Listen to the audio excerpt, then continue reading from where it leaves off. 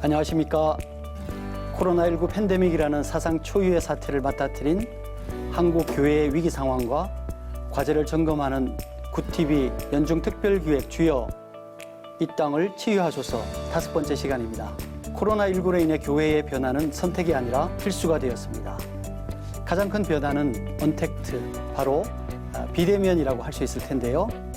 하지만 비대면 예배가 익숙한 풍경이 됐는데도 여전히 부족한 듯하고 아쉬운 마음이 드는 것도 사실입니다.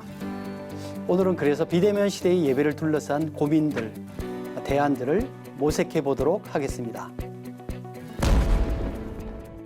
특히 수도권 소재 교회에 대해서는 비대면 예배만 허용하고 잠시 주춤했던 코로나19 확산세가 서울을 비롯한 수도권을 중심으로 다시 폭발적으로 증가하면서 정부는 수도권 소재 교회의 예배를 모두 비대면으로 전환하는 고강도 대책을 내놨습니다.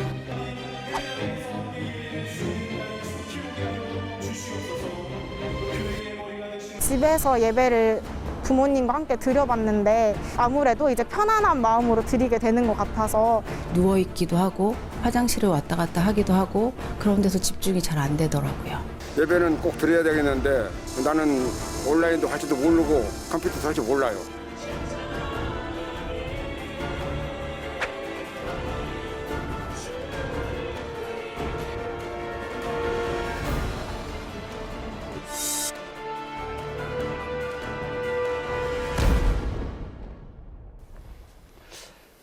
네, 오늘 함께 말씀 나누실 분들을 소개해 드리도록 하겠습니다. 서부제일교회 김한원 목사님 나오셨습니다. 안녕하십니까. 장로회 신학대학교 최진봉 교수님 나오셨습니다. 안녕하세요. 펜머스 문화선교회 대표 목사로 있는 설량욱 교수님 나오셨습니다. 네, 안녕하세요. 아시아 미래 인재연구소의 최현식 소장님 나오셨습니다. 네, 안녕하십니까.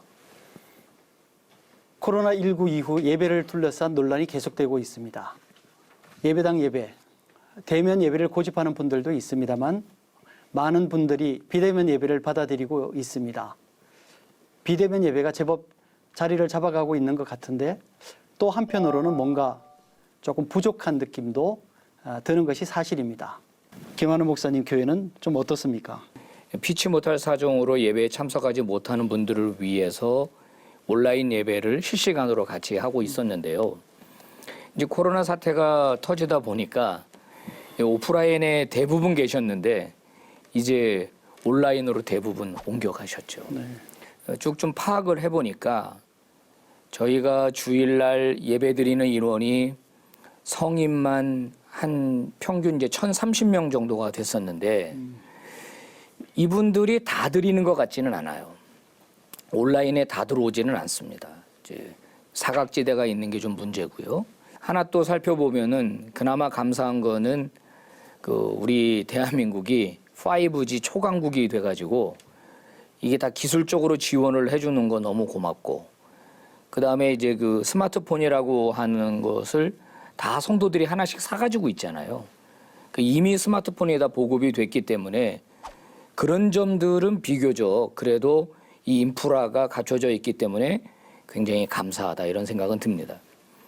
하지만 사실 예배는 예배당에 와서 예배하는 게 제대로 예배 드리죠.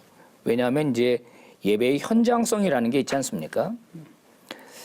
야구를 좋아하시는 분들 야구장에 가보셨을지 모르겠지만 이 야구장 현장에 가서 야구를 직관하는 것과 집에서 TV로 보는 것과는 많이 다르거든요.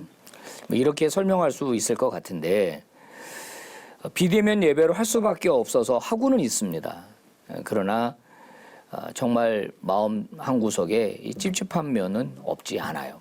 또 하나 우려하고 있는 것은 이제 앞으로도 전문가들이 말씀을 해 주시겠지만은 코로나19가 종식이 되었다. 그러면은 온라인으로 계시던 분이 얼마나 오프라인으로 넘어올 것인가. 이 부분도 사실 좀 심각하게 우리가 좀 따져봐야 될 문제가 아닌가 그런 생각을 합니다. 네. 일부 교회에서는 비대면 예배는 성경에 없기 때문에 예배가 아니다 하는 주장을 하면서 현장 예배를 고집하기도 합니다. 그럼 대면 예배는 성경적 근거가 있습니까? 또 이런 반론도 나올 수 있는데요. 비대면 예배 시대의 예배에 대한 정리가 필요하지 않을까 싶습니다. 그 예배라는 것은 하나님의 은총 안에서 우리가 새로워지는 자리거든요. 이게 무슨 말이냐면 하나님의 은총 안에서 하나님과 우리가 만나는 그러한 자리라는 얘기입니다. 근데 이제 이 만남이라는 것이 어떻게 그러면은 예배에서 이제 발생되느냐라는 건데 이제 학자가 이런 얘기를 했어요. 예배가 그리스도 곧 몸을 입은 말씀, 거룩한 그 말씀의 근원에 연결되어 있고 또 공동체와 성례라고 하는 것과 연결되어 있을 때 그때 교회는 세속 문화 속에서 그 정체성을 유지할 수 있다. 이런 얘기를 했습니다. 다시 말하면 이 기독교 예배의 가장 중요한 것이 만남의 개념인데 이 만남이 기독교 예배의 정체성을 유지해 간다는 거예요. 이 만남을 통해서 내가 나됨을 찾게 된다는 얘기입니다. 진실로 나됨을 회복하게 되고 하나님의 사랑 안에서 개인 신자나 공동체가 참된 삶의 방식을 찾아가고 그것을 경험하게 된다는 데 있습니다. 이런 점에서 볼 때 예배의 방식이나 형식 중요하죠. 중요합니다. 근데 예배나 어떤 형식이나 방식이 절대화되어서 안 된다는 거예요. 예수님이 예배에 관련돼서 말씀하신 그 대표적인 것이 이 산에서도 말고 저 산에서 말고 오직 영과 진리로 예배하라. 예, 이것은 당시 어떠한 방법론적인 대립이라든지 논쟁을 넘어서는 그런 이야기들이거든요. 자, 성경에 볼 것 같으면 사실은 대면이냐 비대면이냐 둘 다 있어요. 예. 자, 대면성 같은 경우는 어디서 볼 수 있냐면 예수님께서는 두세 사람이 내 이름으로 모인 곳에 나도 그들과 함께 있다. 두세 사람이라는 것은 사실은 무슨 말이냐면 함께 있다라는 걸 얘기하는 거거든요. 뿐만 아니라 구약에서 교회 개념이라는 것은 광야 교회 개념인데 그건 칼이라고 하는 말에서 왔고 이 말을 번역한 것이 에클레시아입니다. 이것은 뭐냐면 불러져서 따로 모여있는 백성의 총회라는 거예요. 이런 측면에서 보면 예배는 또 대면 예배적인 측면이 있는 거고요. 그러나 동시에 또 비대면적인 예배가 있습니다. 잘 아시는 바와 같이 야곱이 베델의 경험이랄지 또 다윗이 도망가면서 동굴에서 주님을 만났다라든지 또 바벨론 포로기 때 이스라엘 백성들이 갈 수가 없고 돌아갈 수 없고 예배를 드릴 수 없는 상황이랄지 또 사도 바울이 다메섹 도상에서 주님을 개인적으로 만났다는 그런 사건들이 있지 않습니까? 이런 걸 보게 되면 성경은 다양한 방식의 예배를 사실은 말하고 있습니다. 근데 왜 좀 다양할 수 있을까? 그것은 저는 하나님의 인격과 하나님의 사랑은 이런 관계성과 더불어 초월성이 함께 있기 때문이라고 저는 생각을 하게 됩니다. 그래서 우리가 어떤 방식으로 어떤 형태로 예배를 드리냐 이것은 사실은 중요하지만 이건 사실 절대적인 것이 아니고 중요한 것은 하나님과의 말씀과 어떻게 연결되어 있느냐 공동체와 어떻게 연결을 할 것이냐 예, 그런 면들이 더 중요하다고 저는 생각을 합니다. 많은 성도들이 그런 얘기를 합니다. 교회 예배의 본질은 우리가 이해를 하겠는데 어쨌든 예배를 드리고 나면 전과 같지 않다. 네. 사실은 이게 어떻게 보면은 성도들이 지금 비대면 예배에서 겪는 가장 큰 어려움 그런 거 아닌가 그런 생각을 사실은 해보게 됩니다. 이제 그럼에도 불구하고 예배는 형식을 갖춘 것이라는 생각을 우리가 하니까 컨텐츠라는 측면도 분명히 있지 않겠습니까? 설영우 목사님, 이번 기회에 예배 컨텐츠에 대한 고민이 사실은 좀 필요하지 않을까. 그리고 현장에서는 사실은 이 고민을 많이 하고 있는 걸로 알고 있는데요. 방금 이제 콘텐츠라는 말씀을 하셨는데요. 역시 이번 코로나 상황을 지나면서 교회가 콘텐츠를 필요로 한다라고 할 때 단순히 그냥 지금 이제 코로나 시대이기 때문에 예배를 카메라로 찍어서 그대로 흘려보낸다라고 하는 이것이 콘텐츠의 개념이라고 이야기하기에 너무나 차이가 있다는 것이죠.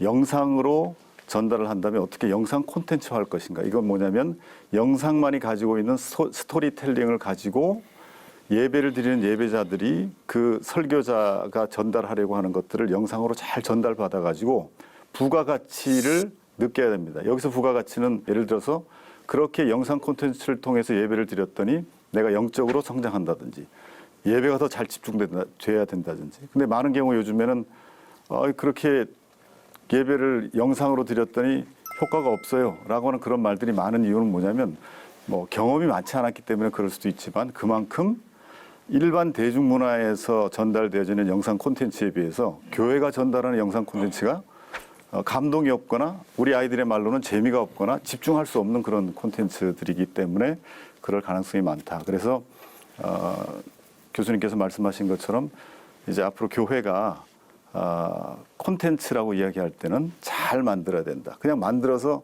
영상을 보여준다가 아니라는 것을 인식하는 그 기회가 됐으면 좋겠고요. 잘 만들기 위해서는 당연히 뭐가 필요하냐면 제작비가 필요한 거죠. 예산을 투자를 해야 됩니다. 당연히 또 예산만 있다고 되는 것이 아니라 교회 현장에 이 기독교 문화 콘텐츠를 만들어낼 수 있는 전문가가 있어야 되겠죠. 요즘의 교회에서 원하는 사역자의 또 하나의 능력이 뭐냐면, 역량이 뭐냐면 문화 콘텐츠를 기획하거나 제작해서 그것을 교회 공동체에게 영향을 미칠 수 있는 이런 역량을 또 요구하는 시대가 되어버렸단 말이죠. 저는 이제 페머스 문화선교회를 15년 전에 시작을 했는데, 이 시작하는 초창기 때부터 계속 그 디지털 세상에 걸맞는 전문적인 전문성을 겸비한, 그리고 영성을 겸비한 그런 사람이 파송이 돼야 된다. 많이 외쳤지만 교회가 그 귀를 많이 기울이진 않았는데요. 어쨌든 이제 기독교 문화 콘텐츠라는 이 전문 영역이 지금이라도 확대되어져 가지고 교회가 인식을 하게 되고, 교회가 또 이런 인력을 길러내는 데 있어서 역량을 높이는 그런 그 일들이 계속 일어났으면 좋겠다 하는 것이 제 생각입니다. 네. 얼마 전 유튜브에서 1억 뷰 교회가 나왔다고 해서 화제가 된 적이 있습니다. 최인식 소장님, 그 비대면 예배 시대가 본격화되면서 디지털 유목민이 교회도 등장할 것 같은데요. 그런 경향에 대해서는 어떻게 생각하십니까? 기독교 컨텐츠라고 얘기할 수 있는 좋은 스피커들, 의미 있고 가치 있고 혹은 재미있고 이런 이제 문화들에 대한 관심을 가지고 한국교회 많은 이제 성도들이 찾아다니고 또 그것들을 통해서 또 어떤 의미를 얻고 이런 것들이 있었는데, 코로나19를 겪으면서 그게 좀 더 가속화되어지고 빨라지고, 그러니까 속도적인 측면에서도 변화가 나타나는 거고, 또 양적인 측면에서도 굉장히 이제 보급화되어지면서 디바이스 장비나 또 통신의 속도나 기술의 발전을 통해서 굉장히 쉽게 접근할 수 있는, 앞으로도 역시 이런 부분에 있어서 변화는 계속 나타날 것 같고요. 또 이런 부분을 강제적으로 막을 수 없는 부분이 있기 때문에 교회들은 이 부분에 대해서 충분히 고민하고, 성도들이 이렇게 찾아다니는 것들을 막을 수는 없잖아요. 자기가 좋아 찾아가겠다는데 그걸 막을 수 없다 그러면 그것들을 좀 좋은 방향으로 그들이 값어치 있게 활용할 수 있도록 돕고, 더불어서 교회 자체적으로도 그런 변화를 이해하고 목회자적 측면에서, 목양적 측면에서 잘 활용할 수 있는 지혜를 지금부터 준비하는 것들이 굉장히 의미 있지 않을까라고 생각이 들어집니다. 네. 코로나19라는 예기치 못한 상황에서 교회가 그래도 발빠르게 비대면 예배로 바꾸어서 대처했다는 생각이 들고요. 이런 측면에서는 굉장히 높이 좀 평가할 수 있지 않을까라는 생각이 듭니다. 그렇지만 현재 비대면 예배는 예배 중계에 지나지 않는다는 지적도 사실은 나오고 있는 것이 사실입니다. 그러니까 이런 측면에서 김한우 목사님 교회는 좀 어떻습니까? 조금 아쉬운 측면 이런 것도 있을 것 같은데요. 제가 학교에서 이제 마지막 그 박사학위 공부를 할 적에 그때 그 예배 형식이 역사의 흐름을 따라 그 변해 왔다는 것들을 이제 공부한 적이 있는데요. 최근에 이제 한국 교회나 세계 교회의 예배를 무엇으로 설명할 수 있느냐? 이제 컨슈머리즘으로 설명할 수 있다고 봐요. 소비자 만족주의죠. 그러니까 예를 들어 한 쇼핑몰이 그 쇼핑몰을 찾아온 소비자를 만족시켜서 재방문하게 만들고 재구매하게 만드는 것처럼 오늘의 성도들을 하나의 예배 소비자로 보고 그들에게 만족을 주려고 하는 경향이 짙게 나타나고 있다. 그런 차원에서 성도란 무엇인가, 누구인가? 하나님을 예배하는 자고 이 땅에 하나님의 나라를 구현하는 주체인데, 이들이 일주일에 한 번 영상으로 예배 한 번 드린 것으로 자신이 해야 할 모든 일을 다 했다라고 느끼는 것 자체, 이게 바로 이제 비대면 예배에서 문제점으로 등장하는 거예요. 저는 이제 어떤 고민을 하냐면, 이게 일방적인 소비가 되지 않고 어떻게 이것이 그 은혜 나눔이 쌍방으로 일어나게 할 수 있을까? 그래서 은혜 받은 걸 댓글로 달아라. 우수 댓글은 상을 보내주겠다. 이런 이야기도 하고 있고. 지금 최근에 하나 제가 새롭게 지금 준비하고 있는 거는 전체 비대면 예배로 진행을 하되 각 가정에서 자녀들과 함께 예배할 수 있는 데는 가정 예배를 살리는 쪽으로 가봐야 되겠다.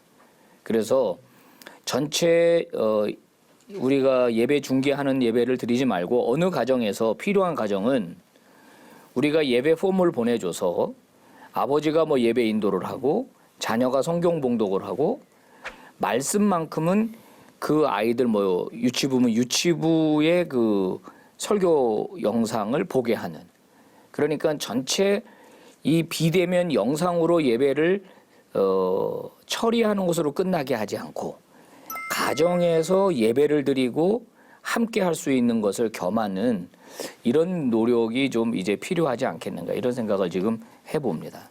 네, 예배라는 게 여러 요소들의 복합적 작용인데 온라인으로 예배를 드리게 되면서 설교만 남고 나머지 요소들이 소거되는 것에 대해서 현장 목회자들의 고민이 많은 것 같습니다. 최진봉 교수님, 이 부분을 어떻게 해결할 수 있겠습니까? 그러니까 이제 예배라는 것은 사실 기도가 있고 찬양이 있고 서로 교감이 있고 그 이제 현장성인데, 온라인상에서는 아까 우리 뭐 선 교수님이 얘기했지만 기술상의 문제이기도 하지만 온라인상에서는 확실히 그게 안 되거든, 교감이. 예, 그런 면에 있어서 오로지 사실 설교의 영향력이 더 커지고 관심도가 더 높아지죠. 뭐 그거는 뭐 피할 수 없는 현실인 것 같아요. 사실 비대면 예배가 갖고 있는 한계와 취약성이 분명하죠. 그러니까 이제 탈공동체성 혹은 이게 탈몸체성, 예? 모험이 사실 이제 들어가 있지 않는다는 거고요. 또 탈현장성인데 이렇게 되면은 예배 갖고 있는 전인성이 이제 불균형을 갖고 옵니다. 예, 결과적으로 보면 이제 어떤 영적인 교감과 교제를 더 치중하게 되기 때문에 그런 이제 전인성이 이제 사실 이제 불균형을 갖게 되죠. 또 가상 공간이 이제 실제화가 되면서 이제 실제 역전 현상이 이제 나타나게 됩니다. 예, 이 화면상의 디지털 공간 안에서 만나는 게 마치 진짜인 것처럼 이렇게 생각하게 되게 되는 거고, 아까 얘기했듯이 이제 탈공동체화가 되면서 예배가 이제 개별 개인화가 되는 거죠. 이제 제가 들은 얘기는 비대면 예배, 온라인 예배 드리는데 가정에서도 아이들은 아이들 따로 방에 가서 이제 예배 드리고 부모는 부모대로 드린다는 거예요. 왜냐하면 교회가 그렇게 컨텐츠를 제공하니까. 어떻게 교회가 기도와 찬양으로 또 교회 안에서 물리적 공간 안에서 성도 간의 교제가 되지 않는 이런 부분들을 미디어 온라인상에서 어떻게 그걸 구현해낼까, 이걸 한번 고민해봐야 됩니다. 예, 아까 김한원 목사님도 얘기했지만 지금 적지 않은 많은 교회들이 주중에 교인들과 컨택을 하고 SNS상에서 서로 만나고 교감하려고 하는 그 움직임들이 상당히 활발히 좀 있거든요.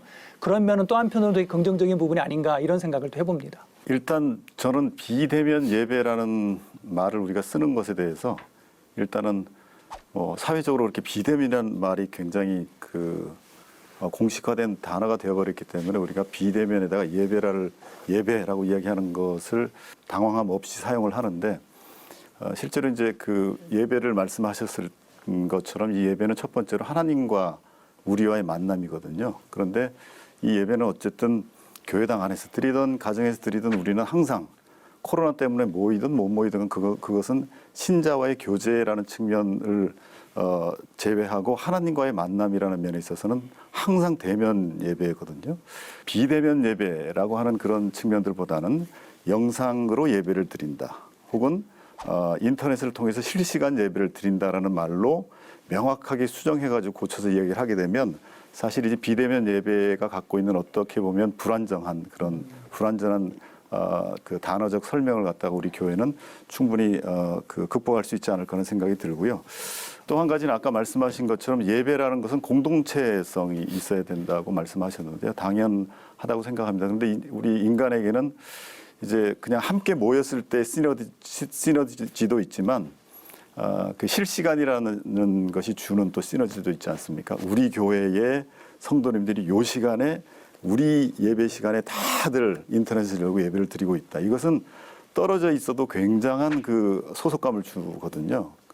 그러면서 교회는 자신의 교회의 이름이 수가 놓여진 예배 방석을 갖다가 전 교인에게 나눠줘가지고 주일날 우리가 실시간 예배 드릴 땐 이 방석을 사용하셔가지고 의자에 앉던 바닥에 앉던 방석 위에서 예배를 드릴 때까지 떠나지 않는 것이 우리 교회의 공동체성의 약속입니다. 그래서 이런 어떤 문화적인 아이디어들을 교회가 서로 내게 되면 다 온라인으로 예배를 드리고 있지만 그 교회, 지역교회 특성에 맞는 예배들이 곳곳에 드려질 수 있다.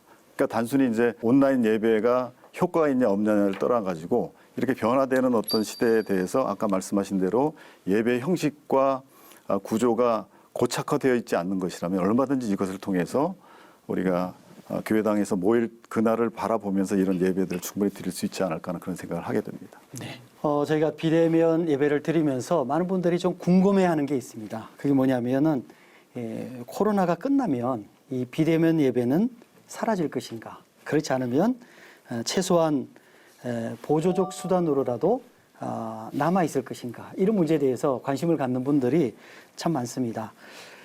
우리 최현식 소장님 어떻게 생각하십니까? 제가 단언컨대 말씀드릴 수 있는 건 뭐냐 하면 지금의 상황은 끝이 있습니다.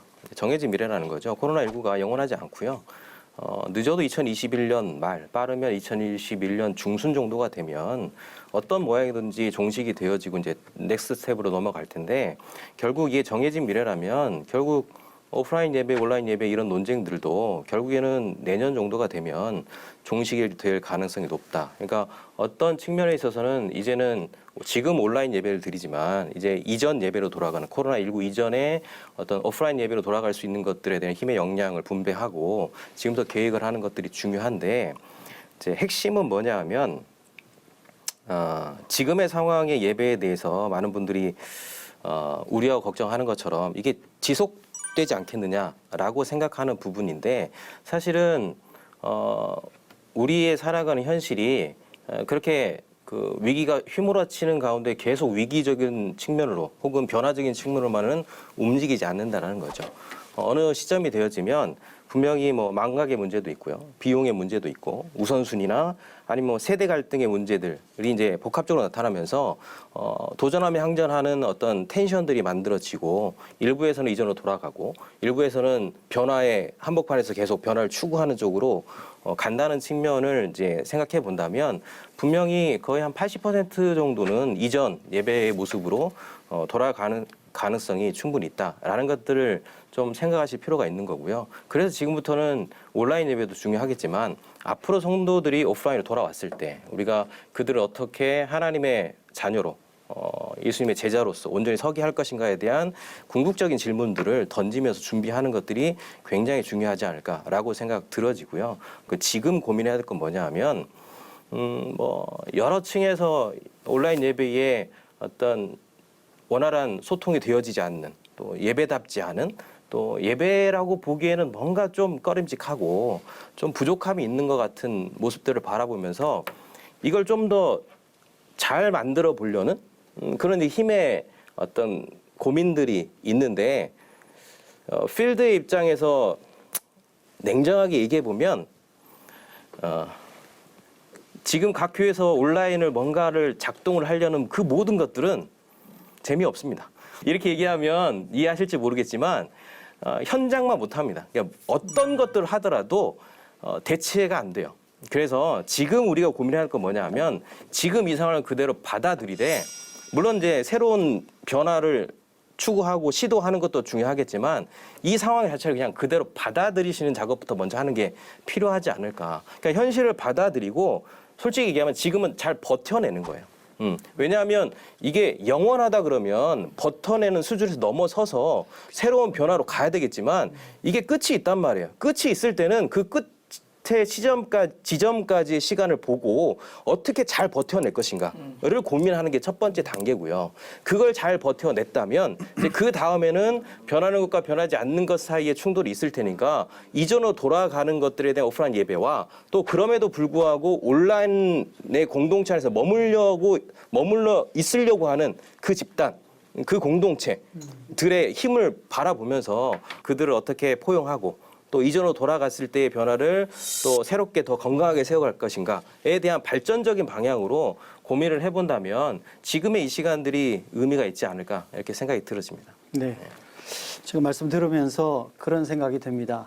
지금까지는 우리가 그냥 예배 그러면은 현장 예배로만 생각을 했는데 향후에는 이번 코로나를 계기로 해서 예배가 조금 더 다양한 방향으로 좀 폭넓게 온라인이나 오프라인이나 또 그 외에도 우리가 뭐 다양한 방법의 그런 예배들로 다양성을 가지게 되는 쪽으로 발전하지 않을까. 그리고 또 사실은 더 중요한 것은 그런 부분에 대해서 학교에서 신학교에서 신학적으로 이 문제를 좀 먼저 정리도 좀 하고 그다음에 현장에서도 그런 다양성을 좀 수용하면서 각 교회에 맞게끔 이런 현장 상황들을 만들어가는 것이 좀 필요하지 않을까 이런 그 생각이 부분이 제일 아쉬운 것 같아요. 듭니다. 언제나 신학이나 교회는 선제적으로 먼저 움직이는 것들에 대한 노력이 필요하거든요. 근데 한국교회 100년사를 보면 선제적으로 뭔가를 했다라기보다는 언제나 사건이 발생하고 나면 그 부분에 대해서 메이크업을 하려는 경향들이 있다 보니까 조금 엇박자를 내고 타이밍적으로 좀 어려운 실기하는 측면들이 있었는데 이제는 변화가 굉장히 빠른 속도로 오고 있기 때문에 좀 뭔가 선제적으로 신학적인 측면에서 아니면 성경적인 측면에서 복음적인 측면에서 해석을 하고 가이드라인을 잡아주는 것들이 앞으로는 한국교회 코로나 이후에 있어서 굉장히 중요한 도전 과제라고 생각이 들어집니다. 저는 지금 우리 최현식 박사님 얘기 들으면서 좀 반대로 좀 생각을 합니다. 사실은 지난주 2월 달입니다. 2월 달을 기억하고 있는데 2월 아마 셋째 주였던 것 같아요. 이제 그 신천지 교회 발로 바깥 뒤집혔죠 그때.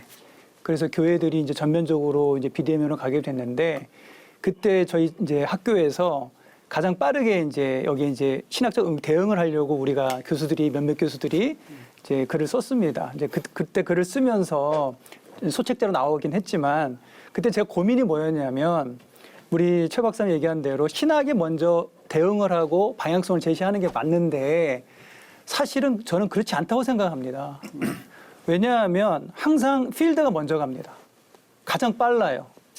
어찌 보면은 신학이랄지 이런 부분들은 그런 필드가 어느 시간 동안 시행착오를 통해서 겪은 것들을 우리가 반성을 하면서 평가를 하고 정리를 할 수 있는 그런 기능을 한다는 데 저는 더 의미가 있다고 생각을 해요. 그래서 사실은 지난 2월, 3월 달에 각 교단 신학교별로 모든 신학적 응답들이 나왔어요.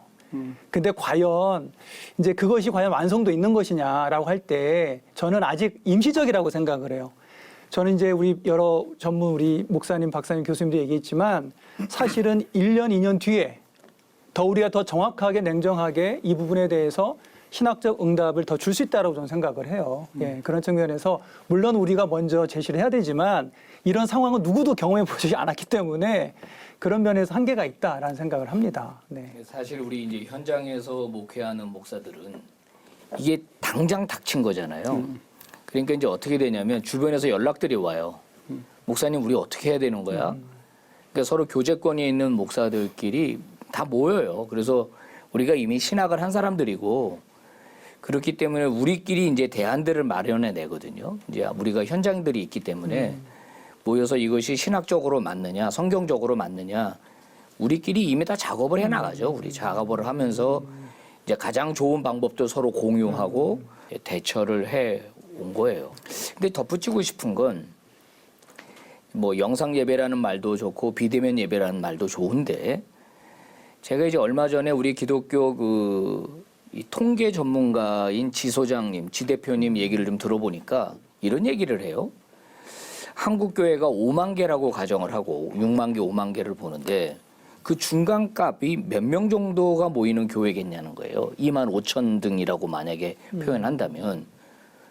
그래서 그 생각을 안 해봤는데 그랬더니 70명이라는 거예요. 70명이 한국교회 전체 5만 개의 중간값이라는 거예요. 이게 무슨 말이냐면 다 영상으로 전환하는 교회는 그나마 그래도 좀 교세가 있고 목사가 그나마 젊고 그런 걸 도와줄 수 있는 교인이 있고 이런 교회들인데 사실 어떻게 보면 더 많은 교회들은 비대면 예배를 하고 싶어도 할 수가 없는 거예요. 장비도 안 되죠. 목사님도 잘 모르죠. 또 그것을 소비라는 말이 좀 적절치 않은데 영상으로 예배 드리는 분들이 다 할머니, 할아버지야. 시골에서. 이분들은 스마트폰도 없어. 그러니까 이분들 자체는 사실 이런 비대면 예배가 안 되고 있다. 한국교회 상당수가 그게 안 되고 있다라고 하는 점도 우리가 함께 고민을 해야 될 부분이라고 저는 생각을 해요. 네. 코로나 시대에 세상의 도전을 받는 한국 교회와 성도들이 다시금 복음의 빛을 발할 수 있도록 소망하는 굿TV 연중 특별 기획 주여 이 땅을 치유하소서를 함께하고 계십니다. 사회적 거리두기가 완화된 뒤에도 온라인 예배를 지속하려는 움직임이 일어나고 있습니다. 온라인 목회에서 새로운 가능성을 찾았기 때문인데요. 오프라인에 오지 못하는 사람들이 예배를 드릴 수 있는 기회를 줄 수 있는 잠깐 통화 괜찮니?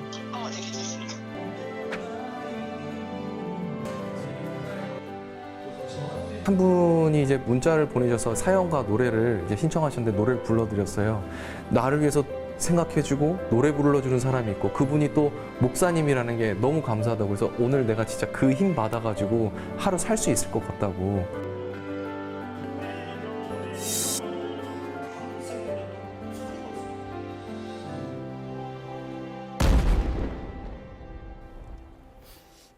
예배의 본질이 중요하다는 원칙에는 동의를 하면서도 예배의 형식을 놓고 여전히 논란이 되고 있는 것은 그만큼 예배가 기독교 신앙에서 중요하기 때문이 아니겠습니까? 하지만 2000년 기독교 역사 속에서 예배가 지금과 똑같은 모습은 아니었을 거라는 생각이 듭니다. 최진봉 교수님, 네. 기독교 역사에서 예배 형식이 이렇게 급격한 변화를 겪은 적이 있습니까? 네, 사실 재밌는 것은 아까 제가 앞서서 교회는 항상 위기와 절망과 맞물려서 그 생명력을 키워왔다라고 얘기했는데요. 흥미로운 것은 뭐냐면 그 유대교의 그 희생제사 중심의 예배가 어떻게 그 말씀 중심의 예배, 회당 중심의 예배로 전환됐냐는 거예요.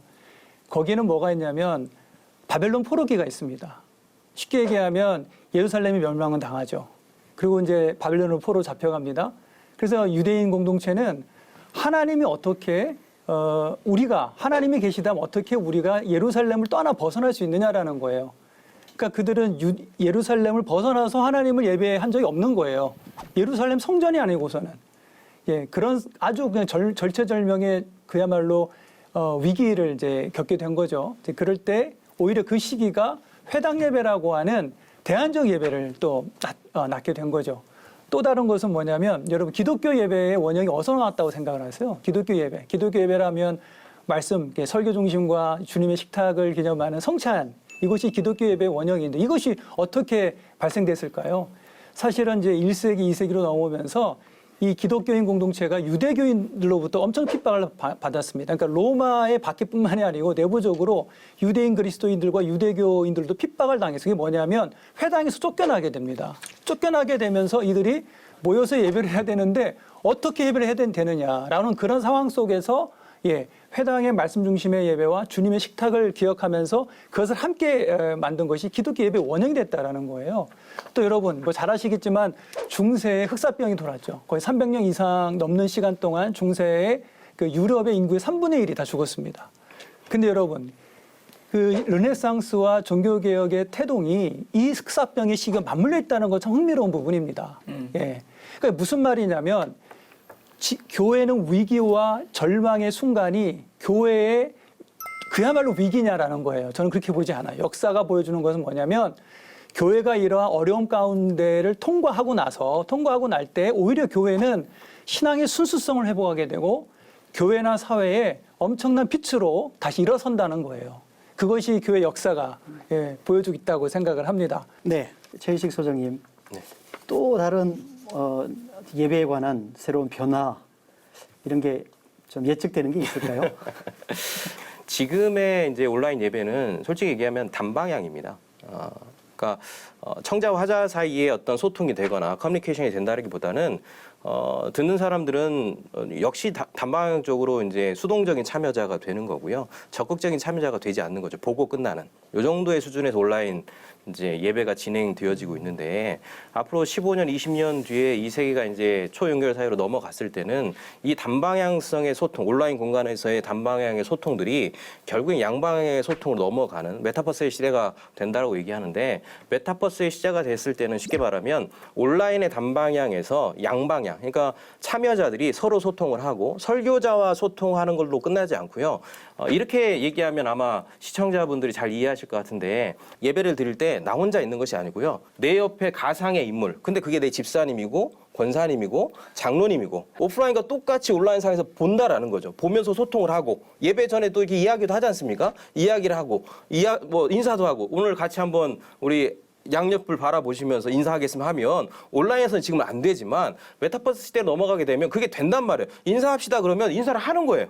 네, 그럼 양방향이 되는 거죠. 소그룹도 그런 식으로 전개가 되어지는 지금과 완벽하게 차원이 다른 시대로 넘어가게 되는 거죠. 그러면 지금은 온라인이냐 오프라인이냐 뭐 성도들이 싸우지 않습니까? 당회에서도 싸우고 논쟁이 있고 여전히 뭐 온라인에서는 제가 강의를 갔는데 20대 청년이 저한테 질문을 하더라고요. 목사님 온라인 예배 드리면 성령이 함께 하십니까? 이렇게 질문을 하는 시대를 지금 우리가 살고 있어요. 이게 뭐 그 질문이 과연 옳으냐 그러냐를 떠나서 우리가 지금 그런 것들에 대한 논쟁을 지금 하고 있는 건데 15년 20년 뒤가 되어지면 그런 논쟁 자체가 이제는 의미가 없고 이제는 오프라인과 온라인이 어떤 장벽이 허물어지고 내가 온라인에조차 있는 것을 알지 못하는, 눈치채지 못하는 그 사이에 온라인에 있는 공간이 되어져 버리면 예배의 개념이 지금의 논쟁과는 다른 방향으로 갈 수밖에 없는 시대로 가게 되는 거죠. 그렇게 되어지면 좀 더 예배라는 근본적인 문제가 버라이어티해지겠죠.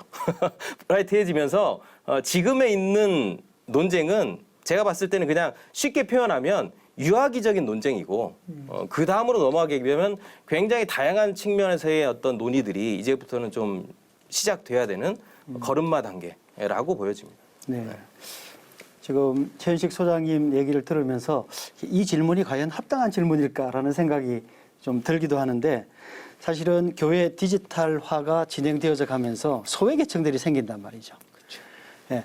그래서 이 소외계층들에 대한 배려 또 소외계층들을 어떻게 케어할 것인가 이런 문제가 지금도 벌써 이제 상당히 논의가 좀 되고 좀 목회 현장에서는 상당히 관심을 지금 갖게 되는데 우리 김한원 목사님 어떻게 생각하십니까? 이 영상 예배로 다 해결이 안 되기 때문에 다양한 지금 접촉들을 이제 하고 있어요. 그러니까 소그룹별로 줌이나 또는 그 라이브 콜이라고 하는 이제 그런 방법을 통해서 소그룹 만남들을 지금 계속 지속적으로 하고 있고 이게 안 되는 분들은 계속 전화 신방을 하고 있고 그다음에 각 교구 목사님들이 자기 교구 안에 있는 소식들을 이제 그 컨텐츠로 만들어 가지고 자기 교구 식구들에게 다 뿌려줘서 그 공동체가 그 만나서 알아야만 알 수 있는 이야기들을 교구 목사님 통해서 이제 듣는 이제 이런 일들을 저희들 하고 있거든요.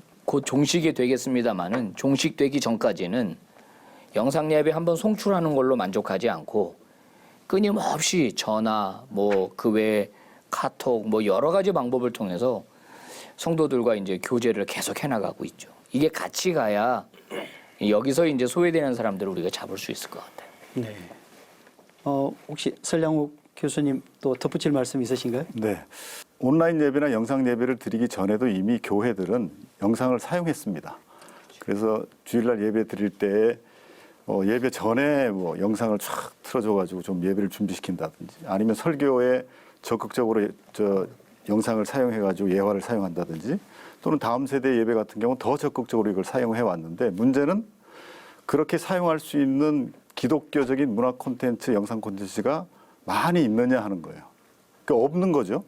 만들어지는 게 없다 보니까 가져오는 것들이 주로 유튜브라는 플랫폼에 올라와 있는 여러 누가 출처가 불분명하고 그냥 누가 만드는지 모르지만 어쨌든 감동적인 것이나 혹은 또는 영화나 드라마에 있는 어떤 내용들을 갖다가 이제 편집을 해가지고 뭐 성도들이나 아이들이 집중한다는 그 이유 때문에 그것도 예배 시간에 그걸 틀어줬다. 그것은 사실 많은 경우 교회가 문화적으로 세속화되어지는데 어느 정도 기여하지 않았나는 그런 생각을 하면서 저는 이 코로나가 어쨌든 지나가죠. 지나가는데 여전히 남는 숙제는 뭐냐면 영상이라고 하는 그리고 문화라고 하는 그다음에 기독교 문화 콘텐츠라고 하는 것은 대면 시대 때에도 필요한 것이고 더군다나 지금과 같은 상황엔 더 많이 필요한데 이 기회로 교회가 기독교 문화 콘텐츠라는 것에 대해서 좀 더 관심을 가지면서 신학에서도 그런 사람들을 길러내고 한국 교회의 지금 세대뿐 아니라 다음 세대, 디지털 세대들이 그런 제대로 기독교 세계관이 흐르고 그다음에 성경적 영성이 흐르면서 전문적으로 잘 만들어진 그런 문화 콘텐츠가 이번 코로나를 겪으면서 그 뒤에 남는 굉장히 중요한 교훈이 되었으면 좋겠다는 생각을 하게 됩니다. 네, 비대면이 일상화된 뉴노멀 시대의 예배란 무엇인가? 예배의 본질을 잃지 않으면서 또 어떻게 그 형식들을 구현해 갈 것인가 등에 대해서 우리 각계 전문가분들을 모시고 이야기를 나누어 봤습니다. 끝으로 오늘 주제와 관련해서 혹시 좀 덧붙일 말씀이 있으시면 짧게 좀 부탁을 좀 드리겠습니다. 코로나 끝나지 않았습니다. 내년 중순 혹은 내년 말에 끝납니다. 그 얘기는 뭐냐 하면 이런 비대면 이제 대유행이 2차와 3차가 남았는데 지금 뭐 2차 웨이브가 시작된 게 아닙니다. 1차 웨이브의 끝자락 정도 되는 겁니다. 그러니까 여진 정도 되는 거고 10월, 11월 넘어가면 2차 대유행이 있을 가능성이 높고 2차 대유행이 온 다음에 내년으로 넘어가면 3차 웨이브의 끝자락이 오면서 결국에는 3월, 4월로 넘어갔을 때까지는 비대면 상황이 지금보다 더 강력해질 수 있는 전제가 있어요. 그러니까 미리 그런 것들을 생각하시면서 하반기 한국교회 사역들이 굉장히 많이 있습니다. 크리스마스도 있고요. 전야제 행사도 있고요. 성교영신도 있고요. 신년 예배도 있고요. 추수감사절 예배도 있고요. 굉장히 절기적으로 봤을 때 한국교회에 필요한 것들이 굉장히 많아요. 그것들을 온라인으로 구현해야 된다. 지금부터 미리 생각하지 않으면 그때 돼서는 아무것도 할 수 없습니다. 그래서 미리 생각하고 코로나 시대는 행동할 수 있는 전략을 짜신다면 이 시간들은 힘들겠지만 그래도 버텨내는 데 의미가 있는 거니까 플러스 원이라도 하나 더 되지 않을까. 이렇게 꼭 말씀드리고 싶습니다. 우리가 과연 무엇을 소망하고 바라보고 있느냐, 이제 이게 되게 중요하다고 좀 생각을 합니다. 사도 바울이 그런 고백을 했잖아요. 로마서 8장에 내가 확신하노니 사망이나 생명이나 현재일이나 장래일이나 높음이나 깊음이나 다른 어떤 피조물이라도 우리를 우리 주 예수 그리스도 안에 있는 하나님의 사랑에서 끊을 수 없느니라. 사실 우리가 이러한 위기적 상황 속에서 우리가 조급해하고 당황스러워하지만 교회는 늘 위기 속에서 빛을 발하고 생명력을 키웠거든요. 그것은 하나님께서 교회를 포기하지 않고 끝까지 이끌어 가신다는 겁니다. 그래서 오히려 저는 교회나 또 우리 신앙인과 목회자들이 성숙한 차원에서 오히려 이런 상황에 더 평안할 수 있고 고요할 수 있다고 생각을 해요. 왜냐하면 그 하나님을 우리가 악망하고 바라본다면 우리 안에 평안이 찾아오고 그럴 때 사실은 더 우리 안목이 넓어지고 어떻게 하면 더 우리가 아까 말씀하신 대로 어떤 방법을 더 우리가 동원해서 위기를 대처할까라는 것들이 더 저는 더 그 시야가 열린다고 생각을 해요. 예, 저는 이제 이 방송을 보시는 분들이 이제 일반 성도들이 많으실 거라고 생각이 돼서 그분들에게 좀 권면하고 싶은데요. 지금 아마 힘드시죠? 여러분 이렇게 교회 가지 못하고 예배당에 가지 못하니까 힘들고 어려우실 텐데 부탁드리고 싶은 것은 지금 영상으로 집에서 예배하는 이 상황을 이 상황에 그러니까 익숙해지시면 안 된다. 이게 편하다고 생각이 되시면 안 된다. 이걸 불편하다고 여기셔야지. 그래서 언젠가 이게 종식이 되면 아니면 좀 잦아들면 나는 하나님 앞에 가서 예배하고 성도의 교제를 하겠다라고 하는 이 생각을 꼭 하시라는 겁니다. 좋은 말씀 감사합니다. 대면 예배, 비대면 예배, 현장 예배, 온라인 예배, 예배 앞에 수식어가 붙기 시작했습니다. 그리고 이런 수식어들이 어느새 우리에게 익숙해져 버렸습니다. 그런데 비대면 예배란 말은 누구와 비대면 한다는 말인가 한번 생각해 보게 됩니다. 왜냐하면 예배는 늘 하나님과 대면하는 것이기 때문입니다. 코로나19는 우리에게 위기와 위험만 가져온 것이 아니라 너무 당연했던 일상의 예배의 소중함과 본질을 돌아보는 기회도 주고 있다는 생각이 듭니다. 코로나19로 드러나게 된 한국 교회의 위기와 과제를 짚어보는 굿TV 연중 특별기획 주여 이 땅을 치유하소서는 한국 교회와 성도의 치유와 회복을 소망합니다. 다음 시간에 찾아뵙겠습니다. 함께 해주신 시청자 여러분 고맙습니다. 네, 감사합니다. 네, 수고하셨습니다.